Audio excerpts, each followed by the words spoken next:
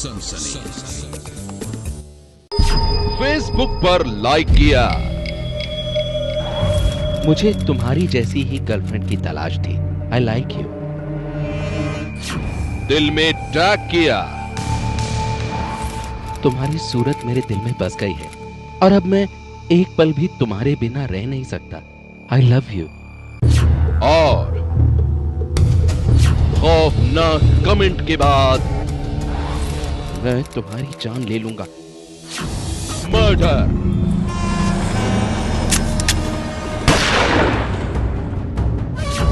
Facebook पर कातिल। वो दोनों दोस्त थे, बहुत अच्छे दोस्त थे, लेकिन फेसबुक से शुरू हुई प्यार की एक कहानी और टूटे दिल की दास्तान ने एक रोज दोनों को बना दिया दुश्मन। और फिर जो हुआ उसकी खौफनाक कहानी ने सारे शहर में फैला दी सनसनी। दिल, दोस्ती और वार। ये कहानी है गोरखपुर के रहने वाले दो दोस्तों की, नवीन और कुलदीप की। दोनों कॉलेज में पढ़ाई करते थे और दोनों की ही ये तमन्ना थी कि कोई अच्छी सी लड़की उनकी दोस्त बने, ताकि उसके सामने अपनी मोहब्बत का इजहार कर वो उसे अपनी गर्लफ्रेंड बना सके।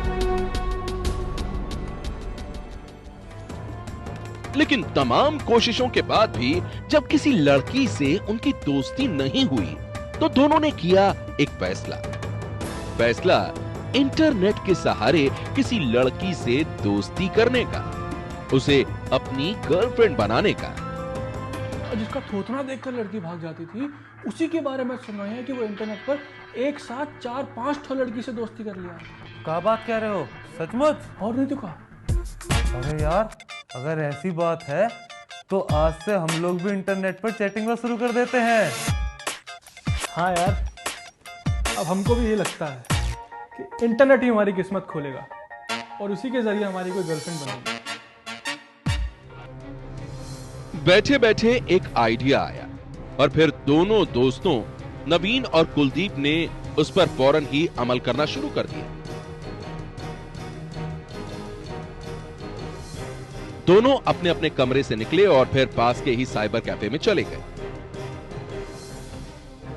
वहां पहुंचते ही उन दोनों ने पहले तो सोशल नेटवर्किंग साइट फेसबुक पर अपने अपने नाम से एक आईडी बनाई और फिर शुरू कर दी दोस्ती के लिए लड़की की तलाश। जल्द ही गोरखपुर की एक लड़की से नवीन की दोस्ती भी हो गई। यस। क्या बात है भैया, बहुत खुश नजर आ रहे हो। कौन लड़की से दोस्ती हो गई का? और नहीं तो क्या, खुद को बहुत 30 मार्का समझते हो। थोड़ा हमें भी थोड़ा इंट्रोड्यूस करवा दीजिए अपनी इस महिला मित्र। चल, हम तुम्हें बहुत अच्छी तरह जानते हैं। एक बार हम तो का उससे इंट्रोड्यूस कराई दिया तो तुम मुंह के पीछे हाथ धो के पड़ जाओगे। अरे नहीं भैया, देखो हम विद्या पे हाथ रख के कसम खा रहे हैं, हम तुम्हारी इस मुंबई दोस्त के पीछे नहीं पड़ेंगे। देखो तुम हमारा इंट्रोडक्शन करवा दो। ठीक है, हम तुम पर यकीन कर लेते हैं, लेकिन याद रखना, हमको धोखा दिया तो हमसे बुरा कोई नहीं होगा। हाय, मेरा दोस्त कुलदीप भी तुमसे दोस्ती करना चाहता है। क्यों नहीं, मेरी उससे चैटिंग कराओ प्लीज।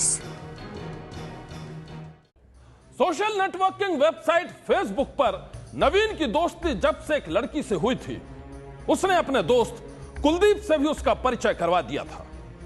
जल्द ही वो लड़की नवीन की गर्लफ्रेंड बन गई।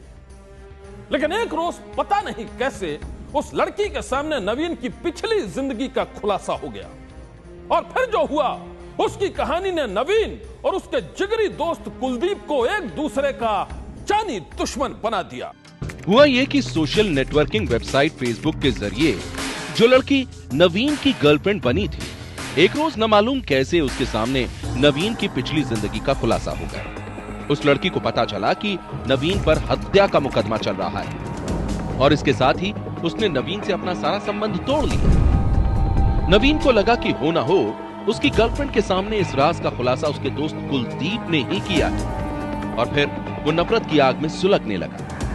नवीन कुलदीप से बदला लेना चाहता था और इसलिए उसने कुलदीप के फेसबुक प्रोफाइल पर पोस्ट कर उसे बदनाम करना शुरू कर दिया। नवीन ने कुलदीप के बारे में लिखा, तू लुटेरा है, चेन स्नैचर है, जवाब में कुलदीप ने भी नवीन के बारे में पोस्ट किया।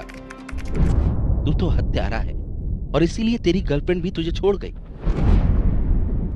कुलदीप के इस पोस्ट को नवीन ने जैसे ही पढ़ा उसका खून खौल उठा। उसने फौरन ही कुलदीप को जवाब दिया, मैं नासिक काल सर्प योग की पूजा कराने जा रहा हूं और लौटते ही तुम्हें जान से मार दूंगा। पुलिस के मुताबिक कुलदीप नवीन की इस धमकी से बेहद डर गया था। उसे लगा कि नवीन नासिक से लौटते ही उसे जान से मार डालेगा। कुलदीप नवीन से किसी भी तरह बचना चाहता था और इसलिए नवीन से बचने के लिए उसने रच डाली नवीन की मौत की साजिश। कुलदीप ने सबसे पहले पता किया कि नवीन किस ट्रेन से नासिक जा रहा है और जैसे ही कुलदीप को यह पता चला वो अपने एक दोस्त के साथ उसी ट्रेन में सवार हो गया। रात के सन्नाटे में जब ट्रेन बाराबंकी स्टेशन से गुजर रही थी, उसी दौरान कुलदीप ने ट्रेन में सो रहे नवीन की गोली मारकर हत्या कर दी और फिर वहां से फरार हो गया। जो है आपस में ये दोस्ती भी थी, फेसबुक पे भी इनके आपस में ये से जुड़े हुए थे। इनके लड़कियों से भी दोस्ती थी, इनकी अपनी गर्लफ्रेंड थी। गर्लफ्रेंड को लेकर के ही इनका विवाद हुआ और उस विवाद में काफ़ी ज़्यादा इनके बीच में दुश्मनी बढ़ गई। एक दूसरे को फ़ोन पे SMS के थ्रू धमकियाँ देना और फ़ोन पे गाली गलौज करना, फेसबुक पे एक दूसरे को बदनाम करना, इस बात को लेकर के इनके बीच में तनाव बढ़ता गया और उस तनाव की वजह से एक दूसरे के जान के दुश्मन हो गए। पुलिस के मुताबिक दोस्त से दुश्मन बने नवीन की हत्या के बाद कुलदीप ने सोचा था कि पुलिस कभी भी उस तक नहीं पहुंच पाएगी और वो बच जाएगा, लेकिन ऐसा हो ना सका। नवीन की हत्या के बाद जब पुलिस ने तहकीकात शुरू की तो नवीन के फेसबुक प्रोफाइल के जरिए ही पुलिस को नवीन और कुलदीप की दोस्ती और दुश्मनी की कहानी का पता चल गया और फिर पुलिस ने कुलदीप को शक की बिना पर हिरासत में ले लिया।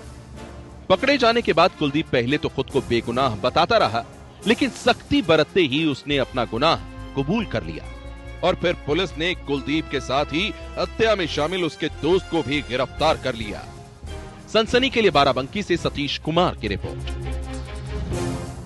क्या लोकसभा चुनाव के दौरान आतंकी दहशत और मौत का खेल खेलना चाहते हैं? क्या चुनावी मैदान में उतरे बड़े नेता आतंकियों के निशाने पर हैं?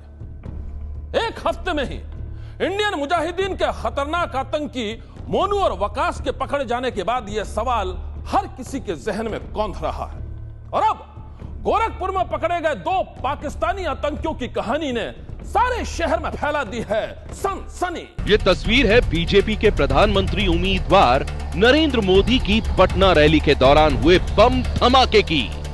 रैली के दौरान सीरियल बम धमाके के दौरान ये सवाल उठा था कि क्या आतंकी चुनाव के दौरान आतंक फैलाना चाहते हैं? क्या आतंकियों के निशाने पर देश के बड़े नेता हैं? इस रहस्य से उस वक्त पर्दा उठा जब पिछले दिनों दिल्ली पुलिस ने इंडियन मुजाहिदीन के सरगना तहसीन अख्तर उर्फ मोनू और कई धमाकों के आरोपी जियाउर रहमान उर्फ वकास को गिरफ्तार किया। दिल्ली पुलिस ने खुलासा किया है कि नरेंद्र मोदी की पटना रैली के दौरान इंडियन मुजाहिदीन के इन्हीं दोनों आतंकियों ने बम धमाकों को अंजाम दिया था और अब उत्तर प्रदेश के गोरखपुर में 2 पाकिस्तानी आतंकियों की गिरफ्तारी के बाद एक और चौंकाने वाली साजिश का हुआ है खुलासा। आतंक के इन 2 नए किरदारों के नाम हैं अवैस और मुर्तजा। यूपी की एटीएस का दावा है कि उन्होंने पाकिस्तान के इन 2 आतंकियों को गोरखपुर से गिरफ्तार कर एक बड़ी कामयाबी हासिल की है। यूपी पुलिस के मुताबिक ओवैस और मुर्तजा को गोरखपुर की एक धर्मशाला से गिरफ्तार किया गया है और उनके पास से 2 AK-47, 2 पिस्तौल और बड़ी मात्रा में कारतूस बरामद किए गए हैं। खबर है कि दोनों आतंकी बीजेपी के पीएम उम्मीदवार नरेंद्र मोदी की रैली में फिदायीन हमले की साजिश को अंजाम देने के लिए आए थे। वो चुनाव के दौरान दहशत फैलाना चाहते थे, लेकिन यूपी पुलिस ने इस बात से साफ इनकार कर दिया है। यूपी पुलिस का कहना है कि अब तक की पूछताछ में सिर्फ ये बात सामने आई है कि दोनों आतंकी पूर्वी उत्तर प्रदेश में निहत्थे पुलिस वालों पर हमला करने के लिए आए थे। इनके मिशन के बारे में पूछने पर इन लोगों ने बताया कि इन्हें उत्तर प्रदेश के पूर्वी क्षेत्र में किसी माकूल स्थान पर निहत्थे फोर्स के समूह पर AK-47 एवं पिस्टलों से अंधाधुंध फायरिंग कर हमला करना था। किस स्थान पर करना था, ये किसी अन्य कॉन्टैक्ट के द्वारा बताया जाना था। यूपी पुलिस का दावा है कि उन्होंने ओवैस और मुर्तजा नाम के जिन 2 आतंकियों को गिरफ्तार किया है वो पाकिस्तान के रहने वाले हैं। उन्हें पाकिस्तान और अफगानिस्तान में बैठे आतंकी आकाओं से ट्रेनिंग मिली थी और इसके बाद उन्हें एक खास मिशन को अंजाम देने के लिए भारत भेजा गया था और उसके पीछे दिमाग था रियाज भटकल का। यूपी पुलिस के मुताबिक ओवैस और मुर्तजा ने अफगानिस्तान में आतंक की ट्रेनिंग ली थी और दोनों पाकिस्तान में बैठे आतंकी सरगना रियाज भटकल उर्फ तौफीक के इशारे पर भारत आए थे। भटकल ने ही दोनों आतंकियों के लिए पासपोर्ट का इंतजाम किया था और कराची एयरबेस से दोनों को ओमान मस्कट के रास्ते काठमांडू भेजा था। इनके पासपोर्ट पाकिस्तान से बने और इंटरनेट पे चैटिंग के लिए, मैसेजिंग के लिए इनकी आइडेंटिटी भी बनवाई गई और फिर ये कराची एयरपोर्ट से ओमान एयरवेज की फ्लाइट से मस्कट होते हुए काठमांडू नेपाल पहुंचे। यूपी पुलिस की माने तो काठमांडू में ओवैस और मुर्तजा को रियाज भटकल के एक आदमी ने ही काठमांडू से गोरखपुर पहुंचाया और गोरखपुर में ही दोनों को AK-47 जैसे खतरनाक हथियार और बड़ी मात्रा में कारतूस के अलावा फर्जी वोटर ID कार्ड दिया गया। काठमांडू में तौसीफ का भेजा हुआ एक व्यक्ति मिला। उसने किसी अन्य के माध्यम से इनको इंडियन आइडेंटिटी कार्ड्स उपलब्ध कराए। 26 मार्च को ये गोरखपुर आए, जहां पे पूर्व से बताई हुई जगह जो तौसीफ ने बताई थी, इनको एक व्यक्ति ने AK-47 पिस्टल कारतूस वगैरह प्रदान किए। सूत्रों के मुताबिक ओवैस और मुर्तजा से पूछताछ में ये बात सामने आई है कि दोनों बीजेपी के प्रधानमंत्री उम्मीदवार नरेंद्र मोदी की रैली में हमले की साजिश को अंजाम देने के लिए आए थे, लेकिन यूपी पुलिस ये कह रही है कि दोनों का मकसद निहत्थे पुलिस वालों को निशाना बनाना था। नेता वगैरह को गिराने की कोई योजना नहीं थी, इस बारे में स्पष्ट कर दिया जाए। मतलब पूछताछ हुई है तो कोई राजनीतिक टारगेट इनका नहीं था। अब तक हम लोगों ने जो पूछताछ की है उस संबंध में कोई पॉलिटिकल टारगेट या इलेक्शन के दौरान कोई गड़बड़ी की बात नहीं सामने आई है। यूपी पुलिस फिलहाल इस शक को सिरे से खारिज कर रही है कि पकड़े गए आतंकियों का मकसद चुनाव के दौरान दहशत फैलाना था, जबकि दिल्ली पुलिस ने यह खुलासा किया है कि नरेंद्र मोदी की पटना रैली में धमाका करने वाले इंडियन मुजाहिदीन के ही आतंकी वकास और मोनू थे।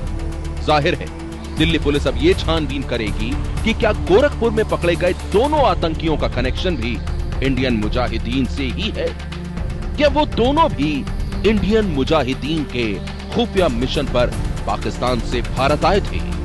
सनसनी के लिए ब्यूरो रिपोर्ट।